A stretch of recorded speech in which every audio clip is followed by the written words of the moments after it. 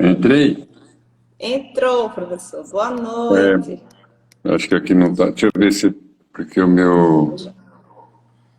Deixa eu ver aqui. Deixa eu ver se Bom, eu acho que tiro vai esses por aqui mesmo, comentários. tá bom? Opa! Dá para mim. Assim, eu acho que eu vou tirar isso aqui. Fala aí comigo. E aí, dá para ouvir Dá, né? direitinho? Estou ouvindo bem, é.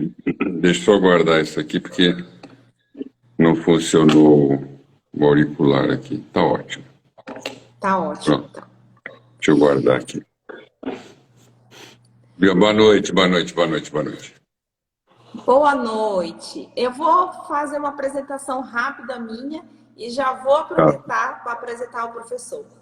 Então, olha só, gente, deixa eu ver quem está aqui. Pilate. Boa noite a todos. Eu sou Deise, eu sou professora de educação física, vai fazer 16 anos agora, em 2022, né? Então, eu já sou formada há um tempinho e apenas há 5 anos eu atendo pessoas com dores crônicas e atletas também. Eu faço um trabalho baseado no tecido facial, a gente faz um trabalho com pessoas que têm dores crônicas, atletas. Esse grupo que precisa de uma atenção maior. E eu conheci o professor Johannes, o trabalho dele já tem uns 5 anos atrás, tá? Desde quando eu ouvi falar da face, então eu comecei a procurar por pessoas que pudessem ser um referencial para mim. Então ele tem sido um referencial para o nosso trabalho. E já tem 5 anos que eu acompanho o trabalho dele. Eu fiz a formação do Facial Fitness com ele. A gente faz parte do grupo de estudo. Na verdade, eu fiz 2 formações do Facial Fitness, É, né? Porque o trabalho é bem complexo, a gente não consegue absorver, né, assim, de imediato, que a gente vem numa educação física tradicional, o treinamento de musculação, de academia. Então, entrar no mundo da face, sim, é bem complexo. Então, eu fiz a formação do Facial Fitness com ele e faço parte do grupo de estudo dele do Faciability. Além disso, eu já estudo face também, né? Tenho formação do Esteco, de Facial Manipulation. Então, assim, escolhi trabalhar nesse mundo da face, porque é um trabalho incrível. E é um trabalho construtivo, né? Que a gente vai construindo uma vida mais saudável, uma vida diferente. E eu convidei ele hoje aqui porque esse tema é um tema que assusta muita gente. As pessoas querem, a todo custo, paralisar o tempo e têm medo de envelhecer. Então, gostaria que o professor se apresentasse antes de eu falar novamente do tema, que ele falasse um pouquinho do trabalho dele, da vida dele, que ele, assim, o pouco que eu conheço, professor, porque ele é uma pessoa assim, que já vem construindo há anos o trabalho dele. Então, assim, eu conheço o trabalho dele há apenas 5 anos, mas eu sei que ele tem uma carreira grande aí, de grandes experiências, é ex-atleta de karatê, é terapeuta, né, trabalha com Rolf, e eu gostaria que o senhor se apresentasse para todos nós aqui, por favor. bom, primeiro, boa noite, obrigado, Deise, pelo convite e agradeço aí pelas informações e pelos elogios também, né? Bom, vamos lá, eu sou profissional da área de educação física também, né? Então acho que nisso nós somos ainda mesmo parceiros nisso também, né? E fui atleta de seleção paulista e brasileira durante muitos anos nessa área do karatê. E fui técnico também da seleção paulista, brasileira, paulista e assim por diante.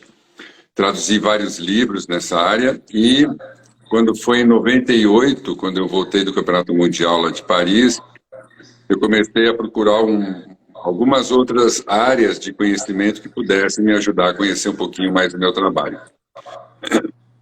E aí fui conhecer o Rolfing, né? Cheguei no Rolfing a partir desse lugar da busca por entender, talvez procurar entender o movimento a partir de um outro prisma. E lá eu tive contato, então, com a questão da fáscia.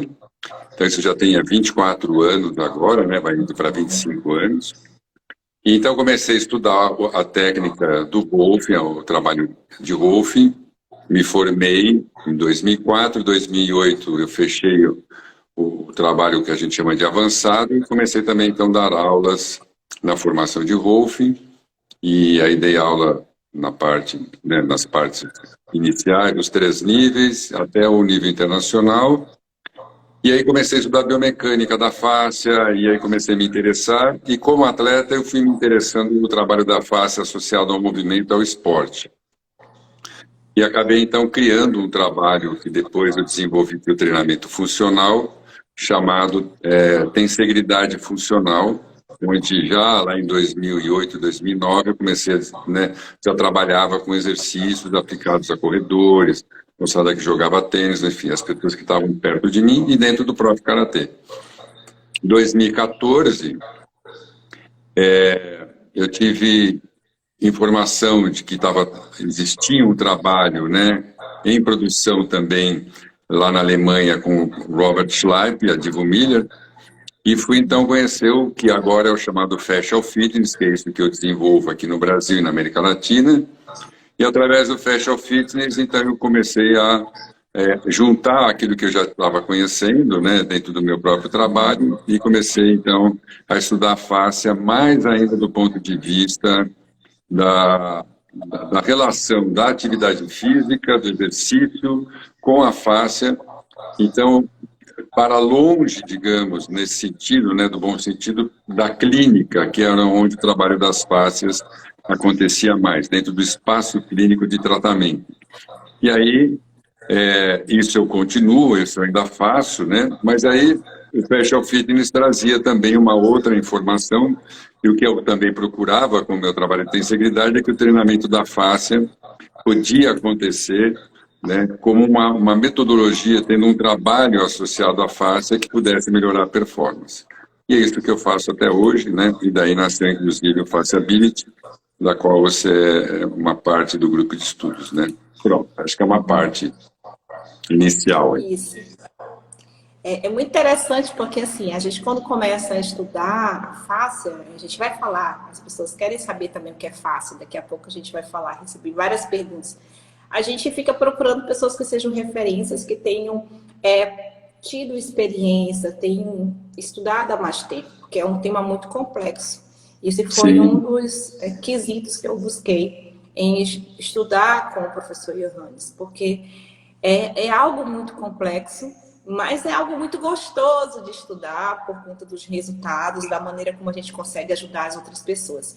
Então, eu me sinto muito feliz de poder estar aqui nesse momento. Acho que foi algo que eu sempre busquei, estar perto das pessoas que realmente pudessem me dar a informação correta daquilo que eu preciso aplicar no dia a dia do meu aluno, tá? Então, professor, a pergunta, o tema da nossa live hoje, você tem medo de envelhecer? Eu sei que o senhor fez um mestrado em envelhecimento e tem coisas atuais sobre envelhecimento. E a primeira pergunta que eu quero lhe falar, o que é o envelhecimento? É um processo? É o fim da vida? É ladeira abaixo? Está descendo a ladeira abaixo, tem que entregar os pontos porque não tem mais jeito. O que é o envelhecimento de verdade? Bom, o envelhecimento... eu acho que a gente está no momento de falar de envelhecimento, trazer agora à tona, talvez, um novo paradigma. Porque existe o que falamos sobre envelhecimento hoje em dia e existe o que nós falaremos sobre envelhecimento daqui a alguns anos. Então, acho que a primeira coisa que eu trago, como uma parte daquilo que eu quero buscar, e estou buscando, e a gente está trazendo para o estudo de envelhecimento, é que envelhecer é parte de um processo. Não é? Então, é uma parte de um contínuo da vida, assim como tem a infância, depois tem a puberdade, tem a maturidade, depois tem o processo de envelhecer.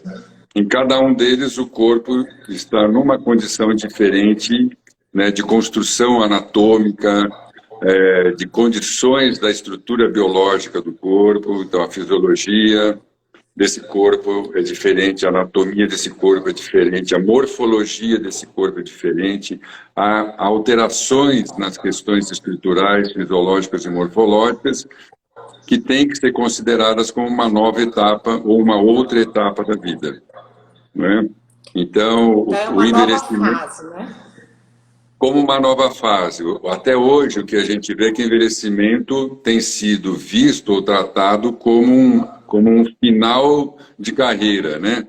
Como aquilo que não presta mais, ou Isso. como condições de que as pessoas chegaram nesse limite para além de um certo momento da vida, que agora elas têm que esperar, ficam de molho esperando chegar o outro dia. E algumas, enfim, desde 1943, 45, por exemplo, né, de lá para cá, a expectativa de vida não passava de 45 anos há mais ou menos 50, 60 anos atrás. Hoje, a expectativa de vida está em 75, 76 anos, ou seja, é quase que o dobro da expectativa de vida.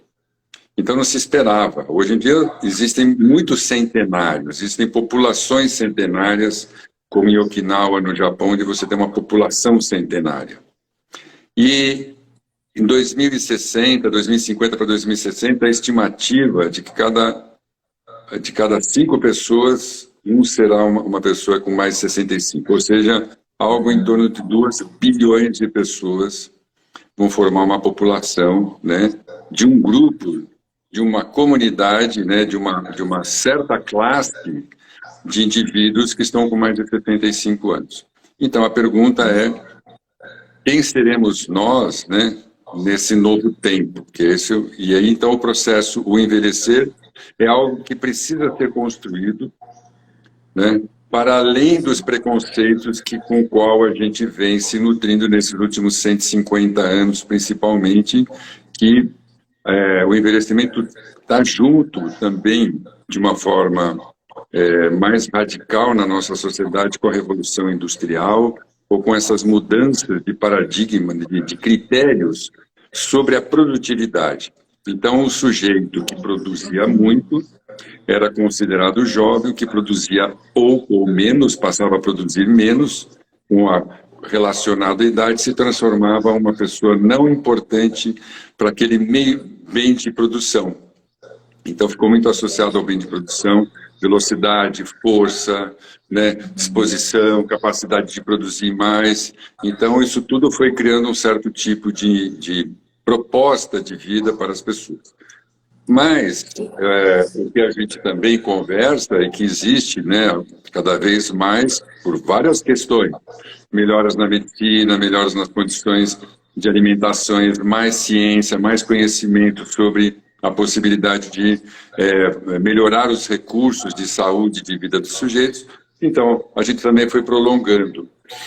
Então, a gente está numa coisa que é uma zona de fronteira agora, né? A gente está criando uma nova fronteira para além daqueles 50, 60 anos. As fronteiras estão se laceando e o que a gente está notando, está aprendendo com isso, né, é que, na verdade, o sujeito que está mais velho, veja que eu vou usar uma outra palavra, né, não é velho, mas mais velho, ou seja, por isso que o meu trabalho chama Oldus, né, o adulto mais velho, né? O adulto, mas tem o adulto que vai ter uns 50 e poucos anos. O adulto mais velho, essa nova etapa, então a gente chama de old, né? De old, adult. Então esse sujeito mais velho, que sou eu e outros, e você será também, e outros serão daqui, outros já estão nesse tempo, é um novo momento da vida, um novo momento do corpo. A pergunta é: que corpo que é esse? Né? Em que condições ele está e o que a gente então tem que criar, né, de novidade para essa nova etapa da vida. Então é um novo paradigma, na minha opinião. Sim. E professor, então desculpa, até só eu para eu fiz. fechar. Tá. O envelhecimento não é uma doença, não é um fim, mas nós todos vamos ficar mais velhos e, claro, vamos experimentar mudanças no corpo e, claro, vamos também na direção de um fim. Sim. Né? É tudo verdade. Né? Mas não é verdade que o envelhecimento é uma doença. Sim. Então, eu fiz 40 anos esse ano, né? Então, eu nunca tinha percebido o meu corpo com algumas limitações, apesar de ser profissional de educação física, de ser bem ativo. Eu queria lhe perguntar como o Johannes age, como ele se relaciona com às vezes, em ter que ser mais devagar, aceitar ser mais devagar, porque isso faz parte do processo, né? Porque as pessoas, o que eu vejo as pessoas, elas não querem diminuir o ritmo, elas querem insistir, ser como elas eram quando elas tinham 20 anos, 30 anos, elas buscam essa vitalidade e às vezes elas ficam frustradas porque elas não alcançam ela. Elas não conseguem aceitar essa nova fase, que talvez seja mais devagar, mas tem outros benefícios também, outras qualidades. Então, eu acho que você traz algumas questões, né? A questão de envelhecer é lidar com essas novas condições da vida, dessa vida, né? Desse corpo que tem agora uma outra estrutura, uma outra morfologia, uma outra fisiologia, não é?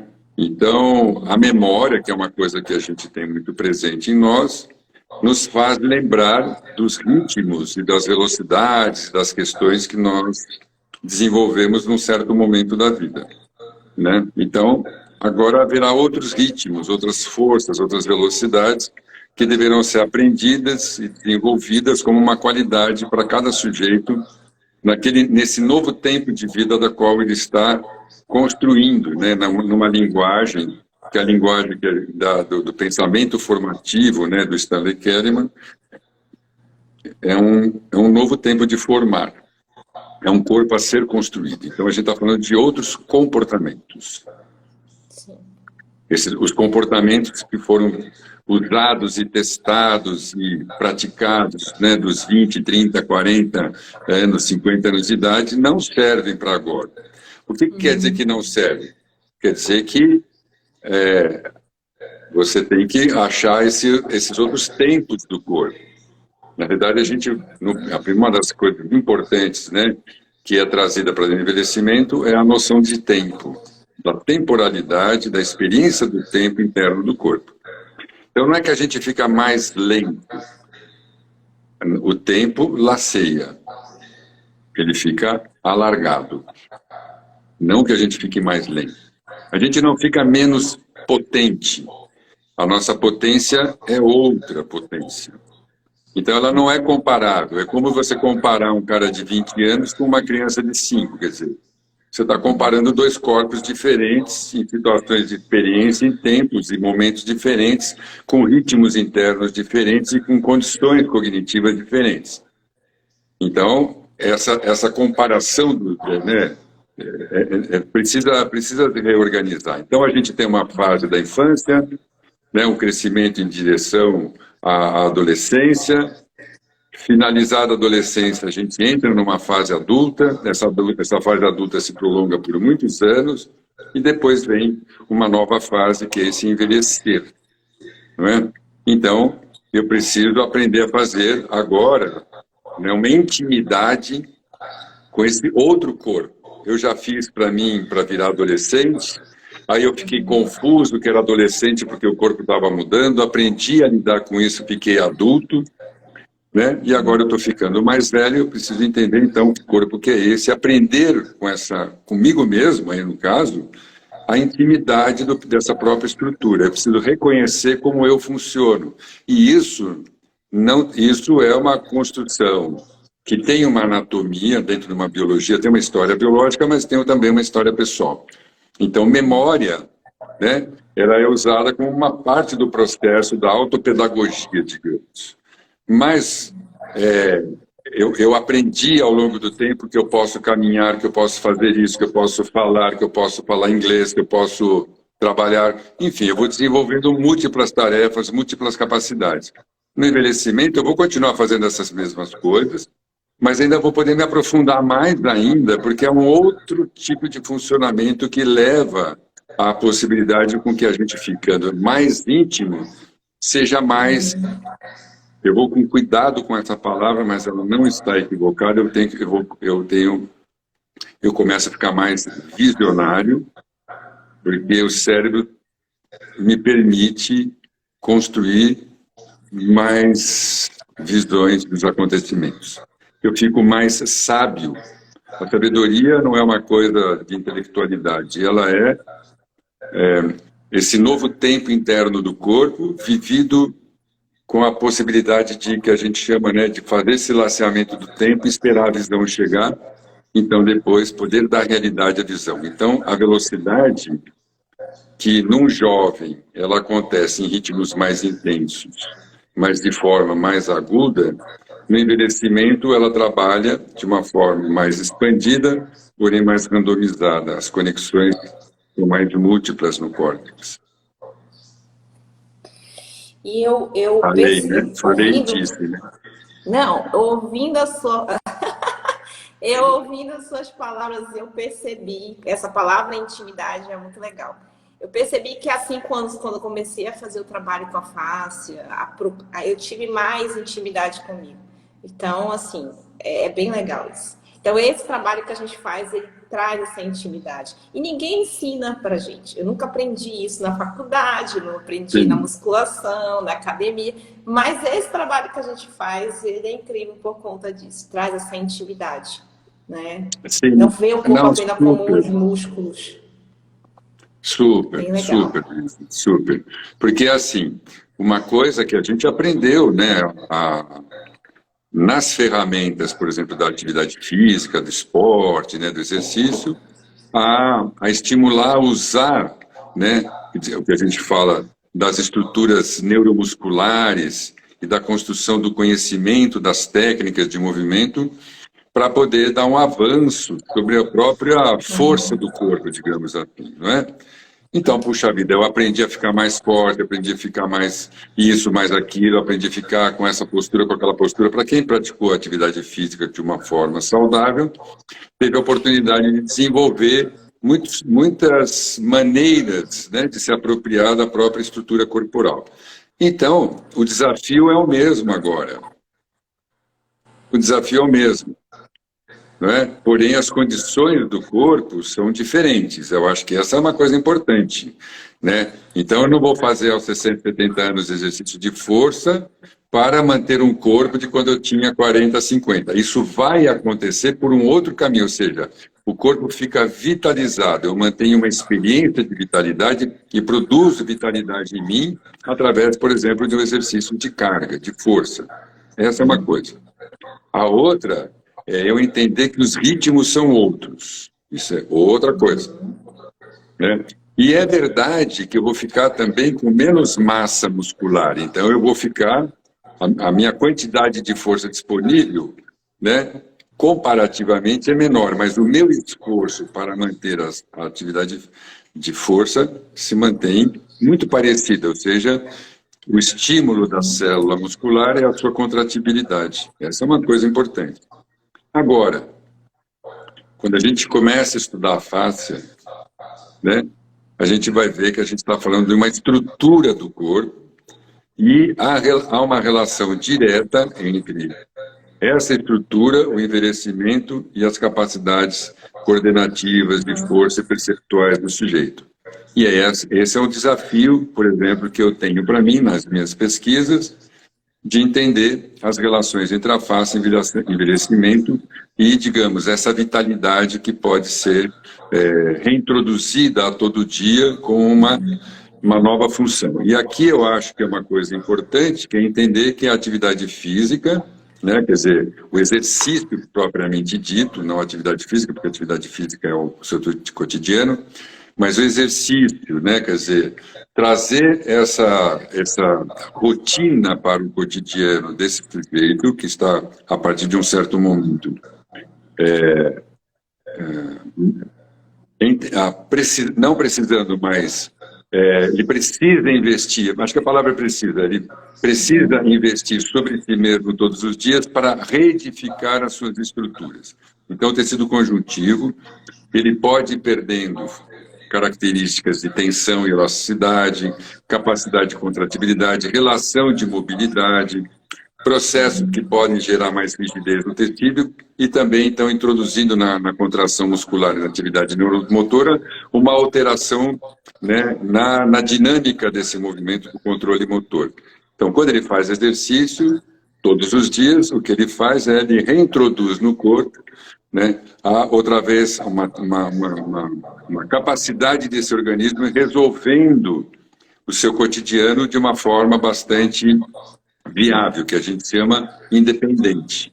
Então, a fáscia, em sendo uma estrutura, né, ela tem uma relação direta, então, com a capacidade coordenativa, e nisso, então, a percepção, e com a capacidade de relação de força, e nisso, então, uma parte fisiológica e estrutural bastante importante, que é a sustentação do corpo do sujeito na gravidade.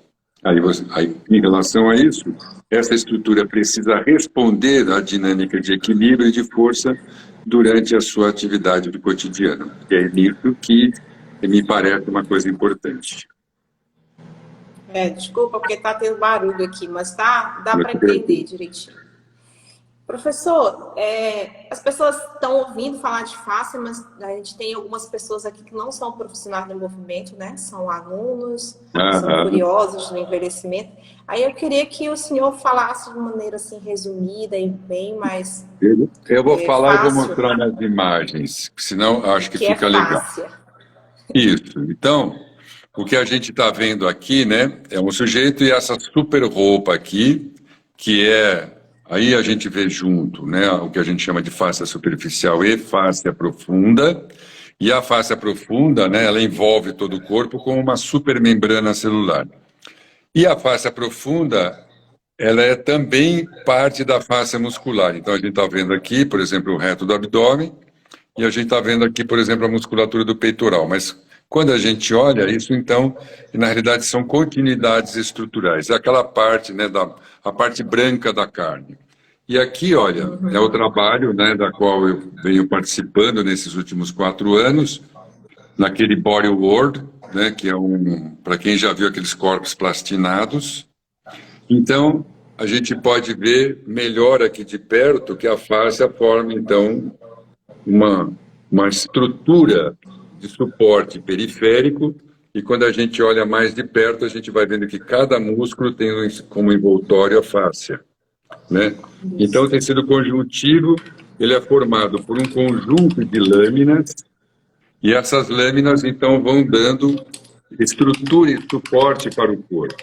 Então, aí a gente vai vendo, quando a gente abre aqui, mostra a musculatura por baixo, então a gente vê uma roupa por fora e uma roupa por dentro, e esse envoltório vai dando, então, a construção. Então, aqui a gente vê, olha, né, os tecidos elásticos, que ela forma, então, uma tensão elástica. A face é feita, então, de estruturas laminares. Isso aqui sou eu, né, mostrando a fáscia, uma delas, que a fáscia é a lâmina frouxa, uma lâmina mais densa e robusta, e depois, aqui, né, o mais clássico é você mostrar, então, essa parte branca, todos esses envoltórios brancos. Isso é o tecido conjuntivo. E isso é a estrutura. Então, em cada uma base dessas, a gente vê a fáscia. E quando a gente olha, particularmente a gente vê aqui, já na formação do feto, né, quer dizer, isso aqui é a construção de um indivíduo, aqui é um ratinho, a gente vai vendo que a fáscia é quem vai dando o primeiro contorno antes de aparecer a própria musculatura. E com isso, então, a gente entende que a fáscia é um tecido estrutural que dá suporte. Aí a gente pode ver melhor aqui, né, a fáscia mais externa, depois uma fáscia mais profunda e a própria fáscia muscular. Então, a fáscia forma esse envoltório ao redor do corpo, em forma dentro de uma célula, ela está em torno de um osso, ela é cartilagem, né? A fáscia é tendão, a fáscia é ligamento, a fáscia é a cobertura em torno do coração, a fáscia está sobre os diafragmas, ela está dentro do crânio, formando uma membrana que envolve o cérebro, não é isso? Os tubos, os vasos são envolvidos por lâminas de tecido conjuntivo, e assim cada órgão, cada célula, cada tecido do corpo é feito e amparado e sustentado por esse tecido de material proteico, que a gente chama de colágeno, basicamente o famoso colágeno. Então vão formando cadeias de tecidos laminares e que vão dando então suporte para que cada estrutura tenha a sua própria posição dentro do corpo, ao mesmo tempo que ganha um suporte, uma contenção. Então, dinamicamente, esse tecido, ele dá forma para cada órgão, tecido e estrutura do corpo. Então, quando você vê um osso, seja ele qualquer, o que você está vendo é a fáscia que dá a forma. Se você tirar essa fáscia, aquilo desmancha, né? E o desenho mais clássico de todos é quando a gente corta a laranja no meio, a gente vê a casca, que é uma parte que seria equivalente à pele, e a parte branca, né, que é toda aquela estrutura que mantém e dá suporte, por exemplo, aos organismos vegetais. A gente vai vendo aquelas linhas brancas, aquilo é equivalente em nós, né, para dar estrutura, por exemplo, para uma laranja, né? Isso é bem clássico. E cada gominho da laranja é como se fosse uma única fibra muscular, e ela tem um envoltório que a gente, né? E depois você tem o gomo, como se fosse um músculo, e cada gomo ao lado do outro, suportados por aquela superlâmina em volta, como se fosse uma fáscia profunda. Isso é a fáscia de uma forma geral. Então, aquele tecido branco e é resistente, em alguns lugares também pode ser a tal da pururuca. Para quem come pururuca, está comendo fáscia. Ela que dá sustentação para a gente andar, fazer os É movimentos. suporte, sustentação, estrutura, contenção, não é isso? Então, cada músculo funciona dentro da fáscia. E ela, assim, apesar dela ser diferente em alguns lugares do corpo, mas ela é uma só. A gente identifica então, quando essa é uma a gente... discussão, é uma forma de discussão isso. Ela tem, a gente vai falar que ela uma só, né? Quem fala muito que ela é uma única fáscia, principalmente o professor Guimbertot, no sentido de que ela tem uma estrutura formada de colágeno tipo 1, 3, 4, fibronectinas, e isso está em todo o corpo. Mas a família Stecco, por exemplo, né, traz que são muitas fáscias, dizendo, olha, a fáscia do músculo tem um tipo de funcionamento, uma fáscia de um órgão funciona de uma outra forma. A fáscia que envolve o cérebro, ela é muito menos, por exemplo, permeável, mas ela aumenta o nível de pressão. Quando você olha, tudo é feito de colágeno, tem as tramas, mas elas estão organizadas estruturalmente de um modo diferente em cada parte do corpo, né? Então, aí a gente vai falar que são muitas fáscias, que é uma forma de dizer que, olha, não é a mesma coisa. Como você fala, tem música no mundo. Tá bom. Bom, mas aí o samba é uma música, o bolero é outra música, o tchá-tchá-tchá é outra música, não é isso? O tango é outra música, né? Tudo é música, mas quando a gente vai fazer uma visão um pouco mais específica, tem ritmos, tensões, proposições, né? A música indiana, por exemplo, trabalha com um sistema ternário, a gente trabalha muito com sistema binário e quaternário, por exemplo. Então, mas tudo é música. A música japonesa, quando você vai tocar o shakuhachi, ele trabalha com uma outra onda, que não é nem terceirada nem quarteirada, pode trabalhar em quinto, 5 tempos. É uma outra proposta. Então, senão a gente fala que é música, é verdade, mas não e não é, porque tem particularidades, inclusive por ordens culturais. E no corpo, a mesma coisa.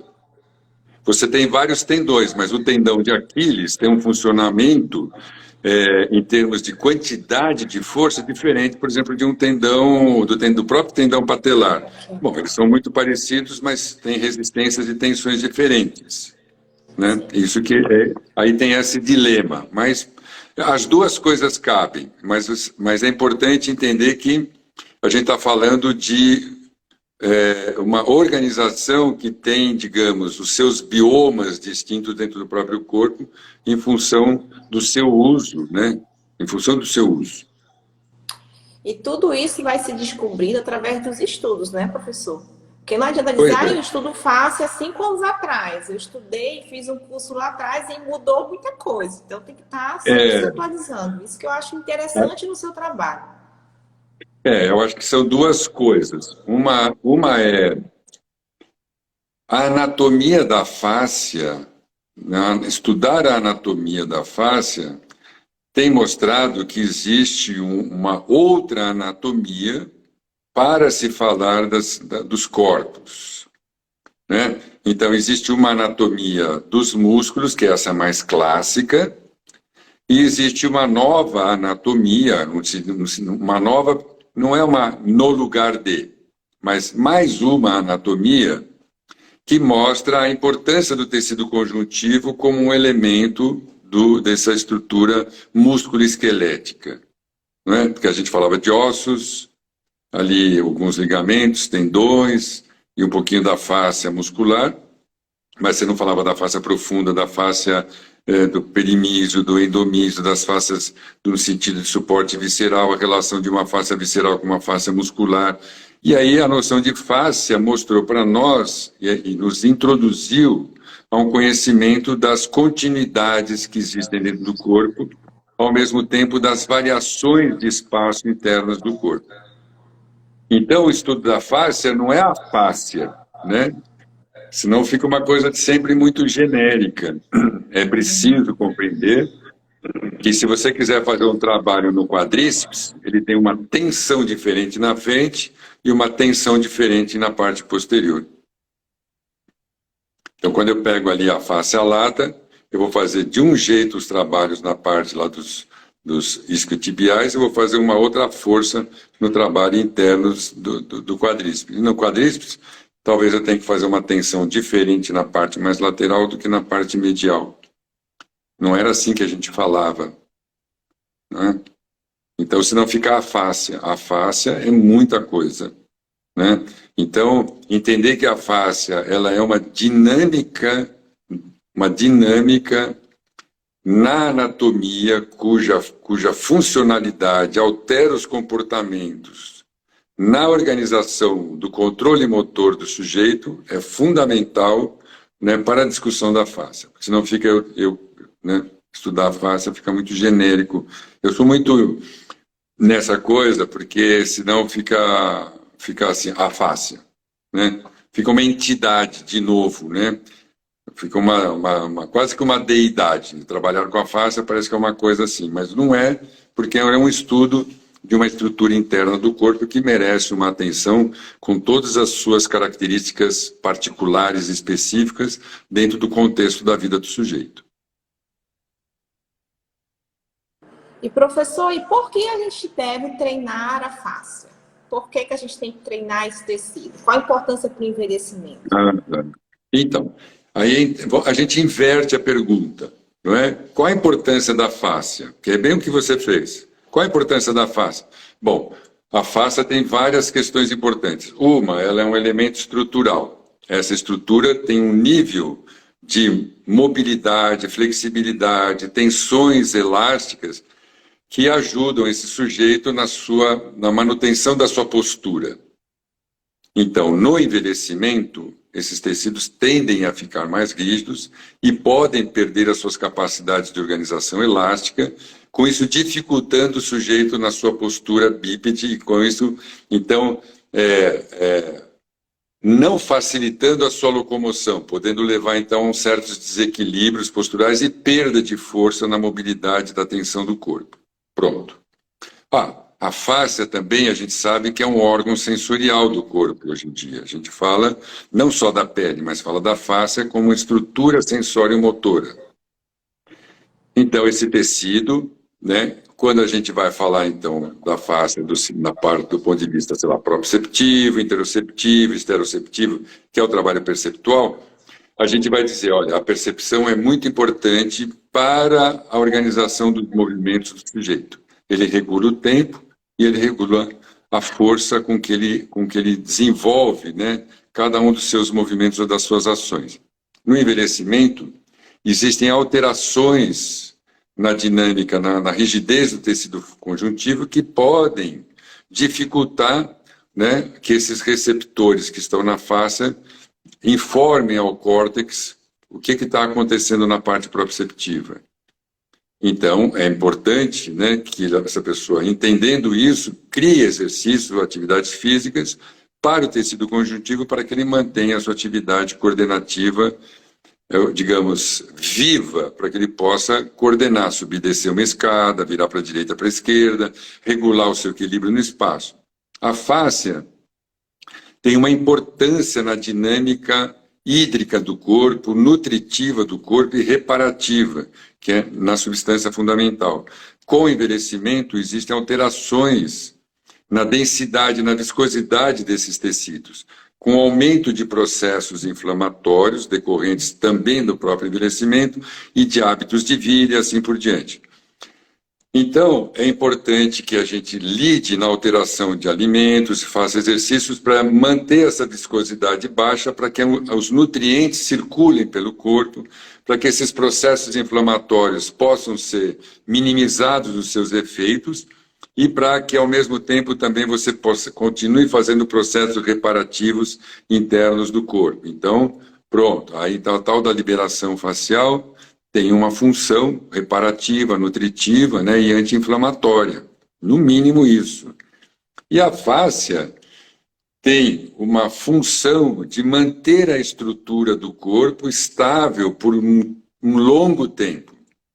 Não é? Então, em sendo isso, que exercícios e que atividades físicas são importantes para que eu mantenha essa estrutura firme no tempo e no espaço, através de movimentos que possam, então, animar, né, que os tecidos sejam refeitos o tempo todo, para que a face seja refeita, os ossos sejam refeitos, as cartilagens sejam refeitas, e assim outros tecidos possam ser refeitos.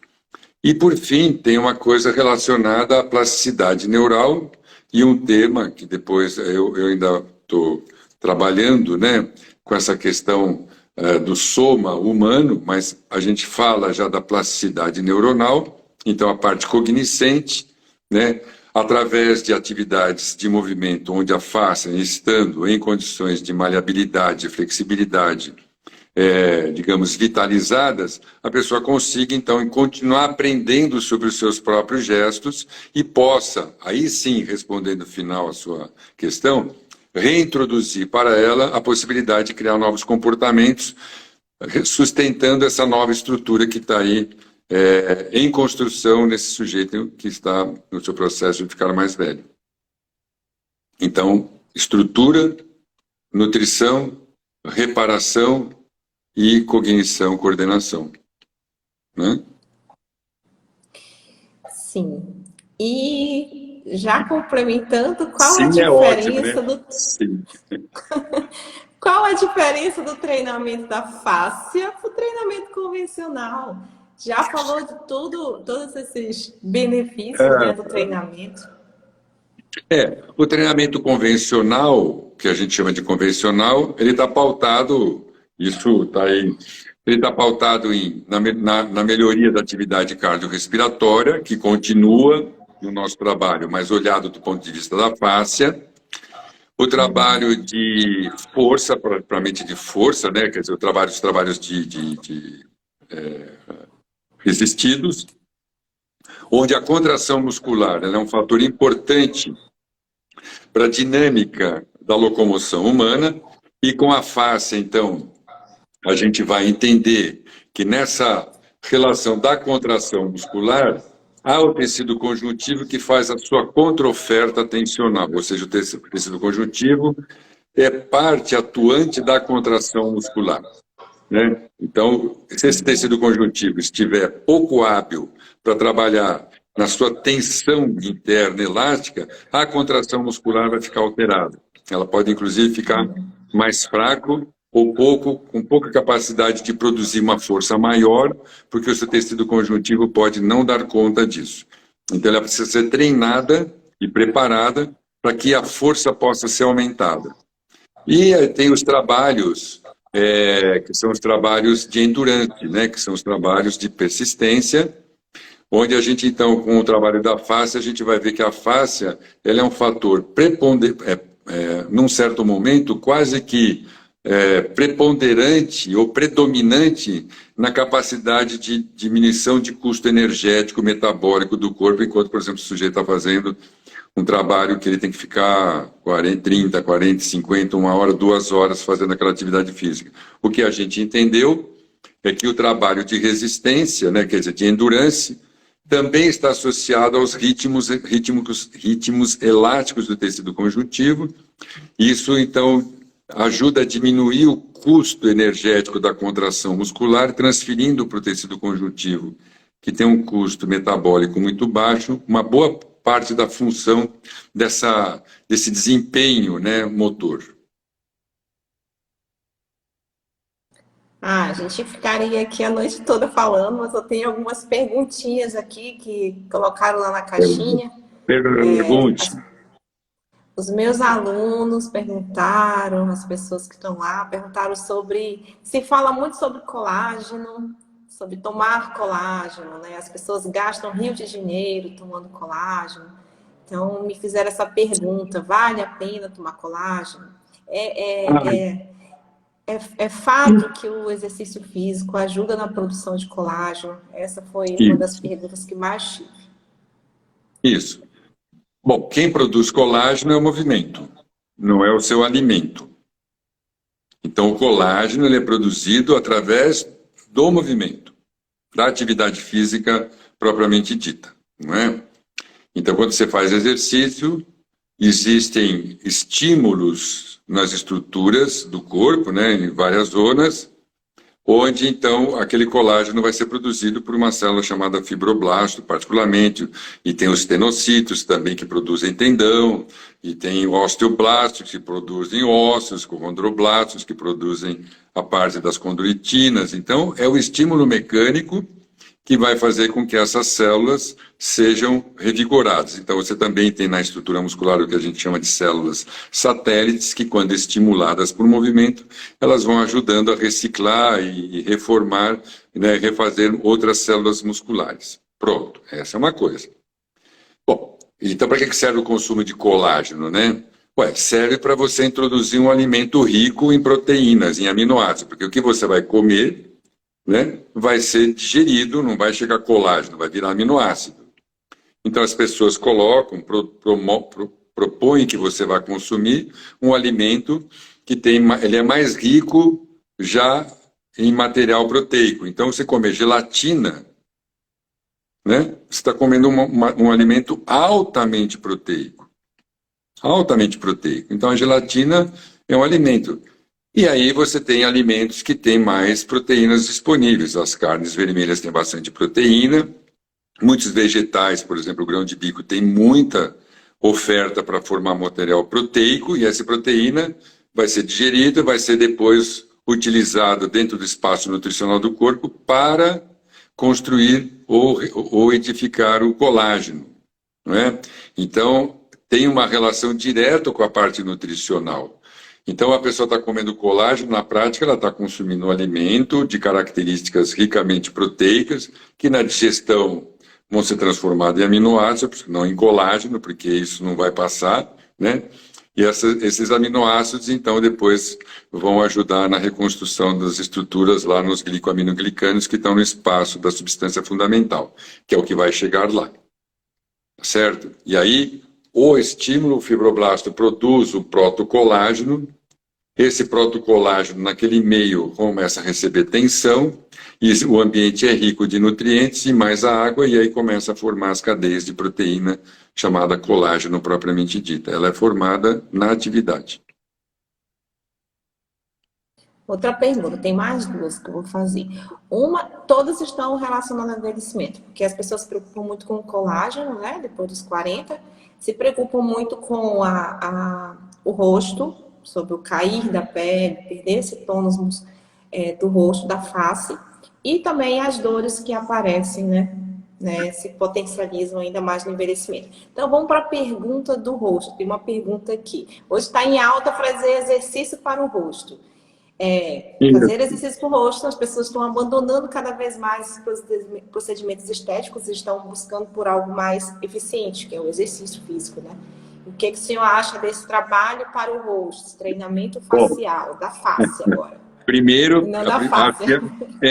O que acontece é que se você faz movimentos assim no tecido conjuntivo, você cria tensões e um pouco desses stretchings, isso começa a ajudar a produzir, por exemplo, hialuronano, não é? Então, o que a gente sabe é que quando a pessoa passa aquela máscara de hialuronano, a gente não sabe se é aquilo ou se porque a pessoa ficou fazendo assim que ajudou a melhorar. Então, é bem provável que essa massagem tenha ajudado muito, muito embora a injeção de hialuronano invada o espaço, o atrito vai ajudar a produzir um hialuronano endógeno, que vai, então, ajudar a essa melhora, né, da organização desse ambiente, da estrutura do tecido elástico da fáscia, então, na face. Bom, essa é uma coisa. Agora, acontece que existe uma dinâmica do corpo de produzir a quantidade de colágeno e de hialuronano que ele produz com o envelhecimento é muito menor, ele continua produzindo. Então, estímulos, né, ajudam a melhorar essa cara, digamos assim. E a outra, que é bem importante, que são os endocannabinoides, que são estados de humor, liberados em estados de alegria, né, que então vão ajudar a encher o rosto digamos, de nutrientes ou de vitalidade. Não vou falar de nutrientes, de vitalidade. Então tem uma atividade hormonal dentro da face, liberado em estados de alegria, de felicidade, de bem-estar, que ajudam também a revigorar as estruturas do rosto. E uma coisa que traumatiza, talvez seja essa uma boa palavra, é o estresse do nosso cotidiano, né?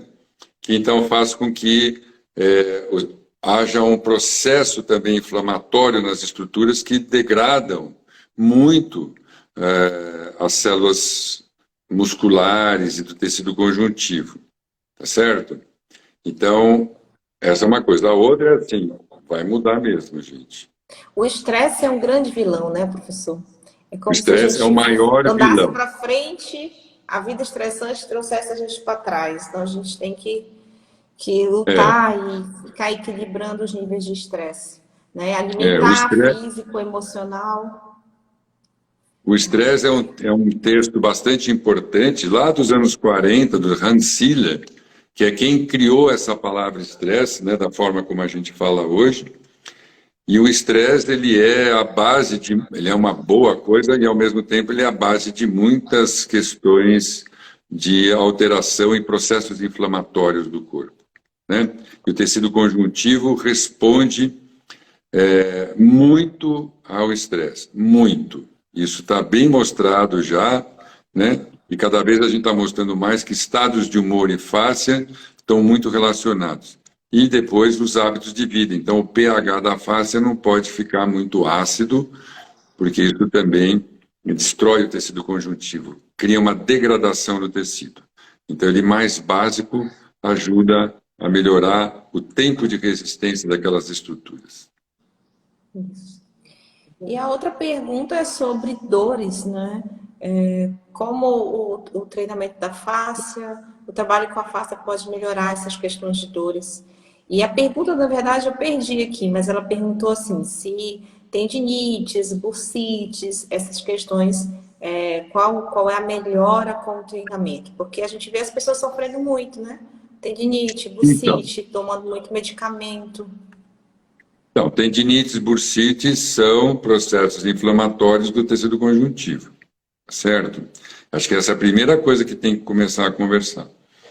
Então, pode ser por overuse, né, por um excesso de demanda, ou pode ser, que isso também está bem mostrado na literatura, que se há restrições em alguma área do corpo que impede que a força desloque de uma parte para outra do corpo, né? Algumas áreas ficam extremamente solicitadas e desenvolvem processos inflamatórios. Por exemplo, da fáscia plantar para a fáscia crural, né? Através também das estruturas do tendão de Aquiles, que a força deveria passar para a sola do pé. Pode ser que por uma forma de caminhada, ou de corrida, ou de calçados, haja uma aderência entre o tecido da fáscia plantar e o calcanhar. Então, a força não migra para o calcanhar, você começa a ter, por exemplo, fascite plantar, mas também vai ter uma tendinopatia de tendão de Aquiles, por exemplo. Mesma coisa de fáscia aqui da região patelar. E assim vai. Essa é uma coisa. Então, como é que você trata disso, né? Então, primeiro você vai ver se é overuse ou se você está usando muito. e aí aparece uma dor por overuse, ou seja, o tecido conjuntivo não está tendo tempo de reparar, né? Uma pessoa que repete muito ou insiste muito sobre uma mesma área do corpo, o tecido conjuntivo tende a degradar e, com isso, perder uma capacidade de resistência e criar processos inflamatórios mais permanentes. E aí é uma hipervascularização diária, que é uma outra coisa que a gente nota muito nas tendinopatias, e essa hipervascularização, então, também gera um processo inflamatórios e dores. Então, o tecido fica muito vascularizado, ao mesmo tempo, com pouco tempo de regeneração. Então, por isso que saber organizar uma periodização segunda o quê, terça o quê, quarta o quê, né? Quer dizer, organizar o treinamento para não sobressair uma repetição excessiva sobre uma área. Depois, por exemplo, um mesmo movimento repetido da mesma forma também faz um overuse. Então, é interessante que você faça, numa parte do seu treinamento, uma variação dos movimentos para que essa coisa da carga possa ser distribuída e você minimize o esforço local e deixe um esforço um pouco mais global. E com isso você começa a tratar. Pronto. Uma forma muito rápida. E em relação ao envelhecimento, olha, duas coisas que também estão bem mostradas. Uma, no envelhecimento há um processo, por exemplo, de aumento de gorduras intramusculares. Isso gera processos inflamatórios nessas áreas onde as gorduras começam a desenvolver e a pessoa tem dores. Ela começa a fazer, por exemplo, um trabalho de endurance, ela começa a correr, um trabalho de resistência, essas gorduras diminuem e a pessoa para de sentir dor. Então ela para de sentir dor, na realidade, porque essas gorduras que estavam intramusculares vão diminuindo, tá certo? Então o processo inflamatório também é reduzido. Então eu estou contando uma das naturezas dessa. A outra é a rigidez do tecido pode começar a dificultar o movimento intralaminar de vários músculos ou neles mesmos. Então a gente está falando de muito mais entre aspas, uma desidratação, uma coisa que isso gera um distúrbio ali nos nociceptores, né, nos receptores mecânicos de dor do tecido. Então, quando você faz os trabalhos de maleabilidade, trabalha com foam roller, os trabalhos onde tem uma manipulação aqui, os tecidos, você começa a esticar e começa a criar uma reorganização desses tecidos, as dores tendem a desaparecer.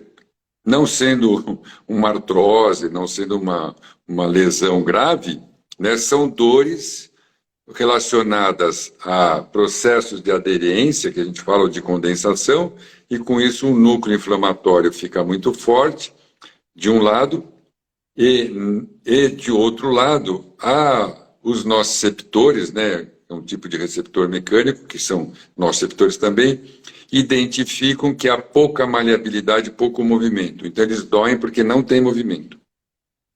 Você começa a fazer trabalho de movimento e as dores reduzem. Então, eles deixam de ser um receptor de dor para se transformar num receptor de movimento. Mas você precisa atravessar. Então, os trabalhos de liberação facial ajudam outra vez a criar uma certa permeabilidade, né, nesses líquidos que têm que fluir pelos tecidos. E os tecidos, então, agora têm um pouco mais de liberdade e, então, menos dor associada. Eu prometo que a gente marca outra, né, professor? Já se foram 1 hora, eu vou só ver essa pergunta que tem aqui. Essa reorganização é local ou é sistêmica? As duas coisas. A gente, quando fala de fáscia, fala de local e global, nem é sistêmica, muito embora eu tenha entendido a pergunta, assim. A gente não... Eu, pelo menos, proponho que, muito embora eu, às vezes, vá falar de sistemas e coisa e tal, no organismo, sistema dá de novo a ideia de que as coisas estão separadas. O sistema digestivo, o sistema nervoso, o sistema muscular, o sistema facial, está tudo bem, mas o corpo funciona de uma forma integrada. Então a gente fala mais como se fossem ecoestrutura, né? A gente fala de uma ecosofia, uma ecoestrutura, uma ecobiologia. Então, toda ação local, ela tem que ser considerada como parte de uma dinâmica global.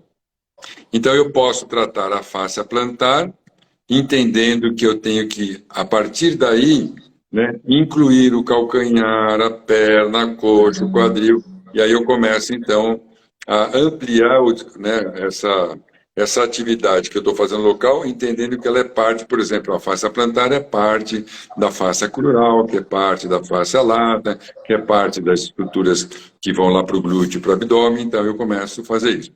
Ou posso fazer de uma forma, né, global, local, né, identificando as áreas que estão relacionadas, por exemplo, com uma dor lá no pé direito. Tem relação com o ombro, então eu começo de uma dinâmica global e vou indo até chegar na condição local. Mas isso é muito também dependente do histórico do sujeito, né? Se essa dor no pé é porque ele machucou o braço ao ano passado, essa dor no pé é porque não. No ano passado eu caí e bati meu braço esquerdo. Aí não sei o que lá, esse ano me apareceu uma dor no pé. Aí a gente vai perguntar, tem alguma relação entre os... Será que existe uma relação entre aquela queda e o movimento do seu braço? Será que mudou o jeito de você mover seu braço, que agora também interferiu na posição do seu pé? Aí você faz uma pergunta. Pode ser que sim. Então, aí você começa que é isso que os estoicos trazem como um raciocínio, que a dinâmica histórica precisa ser considerada para cada intervenção, né? Isso que eu queria trazer. Isso, muito bem. Então, gente, olha só. A gente faz outra e aí as pessoas ficaram aqui ouvindo. É muito bom ouvir, é bem gostoso. Eu quis trazer esse tema porque eu vejo que as pessoas se preocupam com a questão do envelhecimento, mas, assim, é difícil, eu vou falar isso, mas não quero que vocês entendam mal. Elas estão buscando em locais, não é errados, mas em locais onde elas não vão ter aquele trabalho interno, porque para mim o envelhecimento ele é de dentro para fora, né? E aí as pessoas estão fazendo o trabalho inverso, então de fora para dentro. E aí elas acabam não tendo essa intimidade que elas devem ter consigo mesmo e passam por essa fase tão importante com o envelhecimento, que é a fase mais madura, mais sábia, sem curtir ela de fato de verdade. Fico esperando o tempo passar, aposentadoria, enfim, querendo curtir coisas, né, do tempo desse tempo. E aí eu trouxe porque às vezes o aluno que envelheceu é o aluno que tem dor. E às vezes ele também quer um corpo mais forte, mais elástico, um corpo mais firme, ele quer se olhar no espelho e se sentir melhor. E o trabalho que a gente faz, ele possibilita isso. Mas, na verdade, ele é o resultado, né, professor? Ele é o resultado disso tudo. Eu acho que assim, deixa eu até falar, agora setembro, dia 16 e 17 de setembro, depois vai ter outubro e novembro, nós vamos começar um ciclo dentro de um curso sobre envelhecimento que vai estar organizado entre a Universidade da Face e o Libertas, que fica, pelo menos a sede mais principal lá em Recife, né? Junto com o Jaime, com a Grace e com a Denise e comigo, onde a gente vai trabalhar o estudo, começar a abrir a questão do envelhecimento do ponto de vista da construção do sujeito que vai ficar mais velho, em atividade física, com movimento, estudos das características comportamentais e de como é que a gente começa a entender envelhecimento como uma nova etapa da vida e como é que a gente pode começar a construir envelhecimento. Seja um nosso, seja a gente como trabalhando com aqueles que estão nesse momento da vida, que é a construção do seu próximo futuro. Então, trabalhar com o mais velho não é dar ginástica para ele só como a gente faz com um sujeito que tem 15, 20 anos. Então, o envelhecimento é uma área de conhecimento que precisa ser entendida como uma área de conhecimento. Então, existe uma coisa chamada ciência do envelhecimento, e não trabalhar com pessoas idosas. Trabalhar com pessoas idosas é uma coisa, né? Mas existe no envelhecer uma ciência que quer saber o que é o envelhecer. E a partir daí, sim, começar a discutir as atividades físicas, as questões sociopolíticas, econômicas envolvidas, né? Essa maturidade, questões de amparo, questões de autonomia, questões de independência motora. Então, isso precisa ser conhecido. Nutrição do idoso, saiu um livro agora, hoje, de uma das minhas professoras lá da universidade, sobre nutrição para idosos. Nós lançamos este ano um livro sobre envelhecimento, eu escrevo um dos capítulos, sobre o uso das ferramentas das teleinformações, né, os meios para poder gerar uma forma de acesso ao sujeito idoso. Então, é um campo de conhecimento bastante importante, tá? O luto no envelhecer, o cuidado no envelhecer, a locomoção, o exercício físico, o trabalho de força, de endurance, de resistência com a fáscia, está tudo aí, né, para começar a entender que é um campo de conhecimento. Então, isso é importante, eu queria deixar isso bem claro. E deixar que, se quiser entrar depois, entre em contato com a gente, que a gente vai colocar, esse curso vai começar, na realidade é uma introdução ao envelhecimento que nós vamos fazer em 3 etapas, setembro, outubro e novembro, junto com o Libertas, Universidade da Face, Libertas e o grupo de diálogos formativos. Então a gente formou um pool de trabalho, né? Excelente. Muito Tá bom? obrigada, professor. Professora Eu que Denise está agradeço. aí, um abraço para ela. Tá aqui, ó. Ela fica aí do Ó, ladinho, né? fica. Olha lá. Eu espero Boa conhecer noite, gente. pessoalmente agora em Logo, setembro. logo. Então logo que Muito você tá aqui, é isso aí. obrigada. Então, a Obrigada, gente marca outras vezes, tá bom? Marcamos. Tá? Muito Obrigado, Denise. obrigada. Foi um prazer. Adorei essa conversa. Incrível, Boa adorei noite mesmo. a todos. Boa noite para Até todos mais, também. professor. Até Até, mais. querida, até. Obrigado. Obrigada. Deixa eu desligar. Boa noite, gente. Até mais. Foi um prazer.